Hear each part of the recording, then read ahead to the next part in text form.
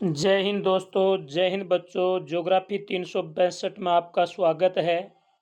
आज हम lesson number 3 है हमारा, वुमन डेवलपमेंट यानी मानव विकास से संबंधित है। इसके जो वेरी वेरी एमसीक्यू हैं, वेरी वेरी इंपॉर्टेंट एमसीक्यू हैं, और इनके साथ जो इनकी व्याख्या है वो हम देखेंगे। तो आइए हम स्टार्ट करते हैं। क्वेश्चन नंबर 1, वृद्धि और विकास के संदर्भ में कौन सा कथन सत्य है। यानी यहाँ पर आपको 4 कथन दिए हुए हैं, और ये 4 कथन में से आप चारों के चारों आपके याद हो जाते हैं तो आपके वृद्धि और विकास की विशेषता याद हो जाएंगी, और वृद्धि और विकास के साथ साथ इसमें आपको अंतर भी आपके याद हो जाएगा। तो पहला बिंदु है, वृद्धि मात्रात्मक है। बिल्कुल जो वृद्धि है वो मात्रात्मक है। वृद्धि को मापा जा सकता है, यानी व्यक्ति की लंबाई और व्यक्ति की जो मोटाई है उसको हम नाप सकते हैं। जबकि विकास गुणात्मक है। बिल्कुल विकास गुणात्मक है, क्योंकि विकास व्यक्ति के अंदर जब होता है तो केवल और केवल हम उनके विकास को महसूस कर सकते हैं। व्यक्ति के गुणों में क्या क्या परिवर्तन हो रहा है उनका सिर्फ और सिर्फ महसूस किया जाता है। तो पहला बिल्कुल राइट है। दूसरा है, वृद्धि निरपेक्ष है। बिल्कुल वृद्धि निरपेक्ष है, यानी वृद्धि निरपेक्ष है, क्योंकि किसी दूसरे के साथ इसकी तुलना नहीं की जा सकती है। जबकि विकास है वो क्या है, सापेक्ष है। बिल्कुल विकास सापेक्ष है, क्योंकि विकास यानी दूसरों के साथ विकास की तुलना की जा सकती है। जैसे राम श्याम से अमीर है, या यूं कहूं कि राम श्याम से पढ़ाई में कमज़ोर है।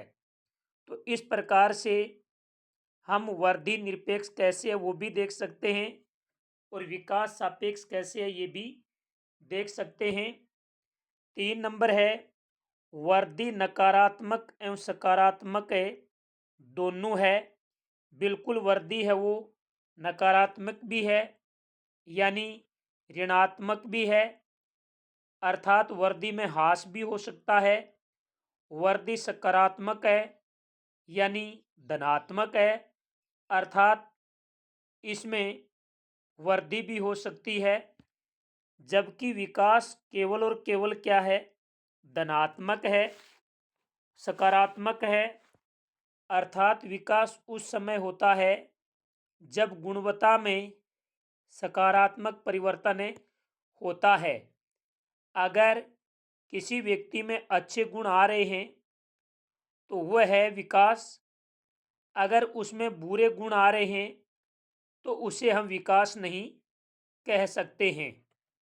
तो ये भी दोनों बातें बिल्कुल सही हैं। 4 नंबर है, वृद्धि संकुचित है, यानी वृद्धि का रूप है वो बड़ा न होकर के छोटा है। जबकि विकास विस्तृत है, यानी विकास का रूप है वो बड़ा है। तो इसमें ये चारों ही बिंदु सही हैं, और इन्हें चारों बिंदु से आप ये भी समझ गए कि वृद्धि क्या है और विकास क्या है, और वृद्धि और विकास में अंतर क्या है। अब हमें बात इसमें द ऑप्शन सही है, 1 2 3 चारों ही सही है। क्वेश्चन नंबर 2 है, मानव विकास की अवधारणा किसने प्रस्तुत की। देखिए, मानव विकास की अवधारणा के लिए 2 दक्षिणी एशियाई अर्थशास्त्री हुए हैं। 2 दक्षिणी एशियाई अर्थशास्त्री थे, जिनमें एक तो था डॉक्टर महबूब उल हक, जो पाकिस्तान का अर्थशास्त्री था, और एक था अमर्त्य सेन, जो भारत का अर्थशास्त्री था, और इसे नोबेल पुरस्कार से भी नवाजा गया। तो मानव विकास की अवधारणा में सबसे ज़्यादा योगदान जो रहा वो डॉक्टर महबूब उल हक का रहा, जबकि सहयोग है वो अमर्त्य सेन का रहा। तो मानव विकास की अवधारणा डॉक्टर महबूब उल हक ने प्रस्तुत की थी, और ये 1990 के अंदर की गई थी। क्वेश्चन नंबर 3, नोबेल पुरस्कार प्रोफेसर अमर्त्य सेन के अनुसार, नोबेल पुरस्कार प्रोफेसर अमर्त्य सेन के अनुसार विकास का मुख्य ध्येय क्या है? विकास का मुख्य ध्येय क्या है? तो देखिए, डॉक्टर महबूब उल हक ने विकास का मुख्य ध्येय है वो अलग बताया है, और सेन ने अलग बताया है। अब डॉक्टर महबूब उल हक ने तो ये कहा है, यानी कि विकास मानव का उस समय होता है जब लोगों के विकल्पों में वृद्धि हो, यानी लोगों के विकल्पों में जब वृद्धि होगी तो विकास होगा। ये डॉक्टर महबूब उल हक ने बताया। जबकि अमर्त्य सेन ने ये कहा कि विकल्पों में वृद्धि के साथ साथ स्वतंत्रता के अंदर वृद्धि भी होना जरूरी है। तो डॉक्टर महबूब उल हक के अनुसार विकास का मुख्य ध्येय लोगों के विकल्पों में वृद्धि है, जबकि सेन के अनुसार विकल्पों में वृद्धि के साथ साथ स्वतंत्रता में वृद्धि होना भी जरूरी है। अब हम बात करते हैं आगे क्वेश्चन नंबर 4 की, कि मानव विकास सूचकांक कब अस्तित्व में आया। तो मानव विकास अवधारणा का जो प्रतिपादन है वो डॉक्टर महबूब उल हक ने किया, और 1990 के अंदर किया।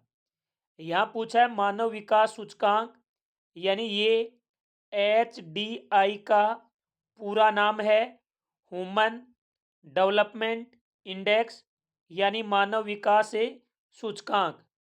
याद रखिए, मानव विकास सूचकांक का जो प्रतिपादन है वो 1990 से UNDP के द्वारा किया जाता है, यानी संयुक्त राष्ट्र विकास कार्यक्रम के द्वारा प्रतिवर्ष इसका प्रतिपादन किया जाता है 1990 से। तो इसमें ए ऑप्शन है वो बिल्कुल सही है। क्वेश्चन नंबर 2 है, मानव विकास सूचकांक की दृष्टि से, यानी HDI की दृष्टि से विश्व में प्रथम स्थान कौन से देश का है। तो देखिए, यानी मानव विकास सूचकांक की दृष्टि से विश्व में पहला स्थान नॉर्वे का है, और यदि नॉर्वे ऑप्शन में नहीं दिया हुआ हो तो दूसरा स्थान आयरलैंड का है, और नॉर्वे और आयरलैंड दोनों ही नहीं दिए हो और आपको अगला स्विट्जरलैंड लिखा हुआ मिल जाए तो तीसरा स्थान इसका है। तो पहला नॉर्वे, दूसरा आयरलैंड, तीसरा स्विट्जरलैंड, और डेनमार्क का 10वां स्थान कह दीजिए। 10वां स्थान डेनमार्क का माना जाता है। क्वेश्चन नंबर 6, विकास का केंद्र बिंदु है। तो आप सबको पता है कि विकास का केंद्र बिंदु है वो न तो नेचर है, न एजुकेशन है, न उद्योग है। यहाँ पर विकास का जो केंद्र बिंदु है वो मानव को माना गया है। क्वेश्चन नंबर 7, मानव विकास का उपागम है। देखिए, मानव विकास के उपागम अलग हैं और मानव विकास के स्तंभ अलग हैं। ये आप ध्यान रखना।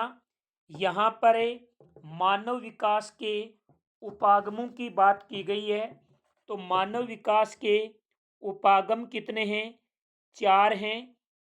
4 में सबसे पहला है आय उपागम, दूसरा है कल्याण उपागम, तीसरा है आधारभूत आवश्यकता उपागम और चौथा है क्षमता उपागम। ये मानव विकास के 4 उपागम हैं। आय उपागम, कल्याण उपागम, आधारभूत आवश्यकता उपागम और क्षमता उपागम। तो इसमें ये एक ही दिया हुआ है, क्षमता उपागम। तो इसमें द ऑप्शन है वो बिल्कुल सही होगा।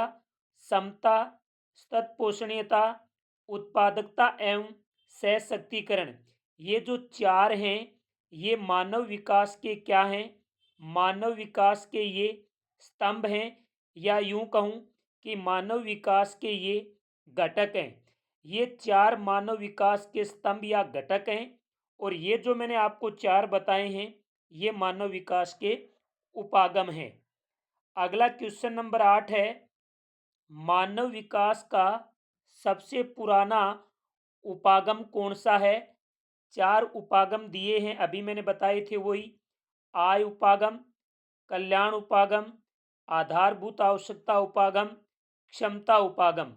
इसमें सबसे पुराना उपागम पूछा है तो भले ही आय उपागम 1 नंबर पे होगा, 1 नंबर पे है, तो आप ऐसे अंदाज लगाना कि ये सबसे ओल्ड उपागम है। तो इसमें ए राइट है, यानी मानव विकास का सबसे पुराना उपागम है वो आय उपागम है। इसमें मानव विकास को आय के साथ जोड़ करके देखा जाता है। इसमें मानव विकास को आय के साथ जोड़ करके देखा जाता है। क्वेश्चन नंबर 2 है वो क्वेश्चन नंबर 9, क्षमता उपागम का संबंध किस विद्वान से है? यानी उपागम का जो 4 नंबर बिंदु है वो है क्षमता उपागम। तो इस उपागम का जो संबंध है वो भारतीय अर्थशास्त्री प्रोफेसर अमर्त्य सेन से माना जाता है। क्षमता उपागम का संबंध प्रोफेसर अमर्त्य सेन से माना जाता है। क्वेश्चन नंबर 10 है वो है कि किस उपागम को मूल रूप से अंतरराष्ट्रीय श्रम संगठन, ध्यान दें, अंतरराष्ट्रीय श्रम संगठन यानी ILO,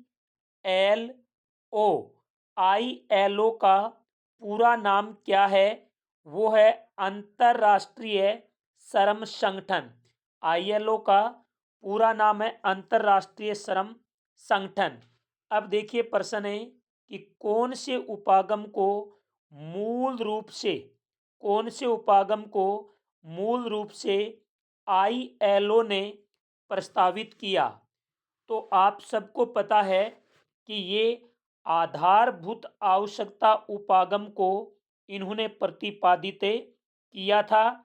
यानी अंतर्राष्ट्रीय श्रम संगठन के द्वारा आधारभूत आवश्यकता उपागम प्रस्तावित किया गया था और इसके अंदर 6 न्यूनतम आवश्यकताएं बताई गई हैं।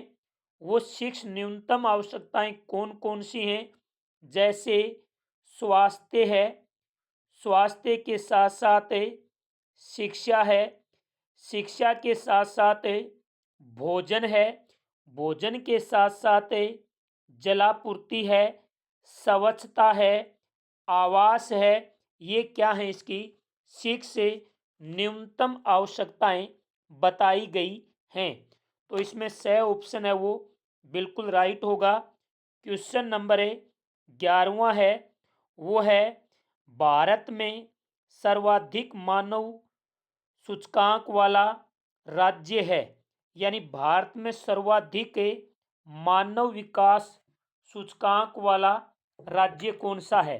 मानव विकास करना, मानव सूचकांक वाला राज्य कौन सा है?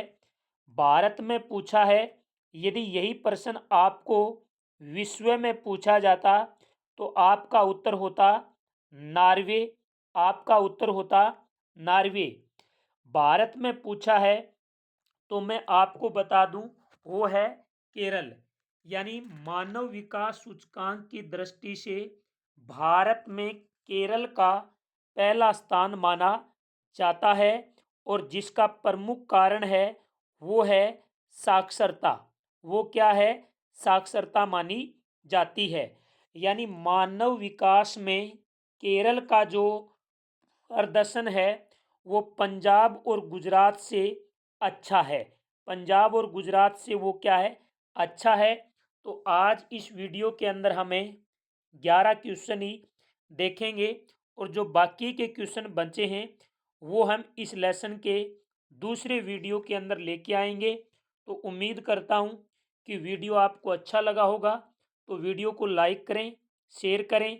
जो मित्र, जो विद्यार्थी इस चैनल पर पहली बार विजिट कर रहे हैं वो चैनल को सब्सक्राइब जरूर कर लें। जय हिंद, जय भारत।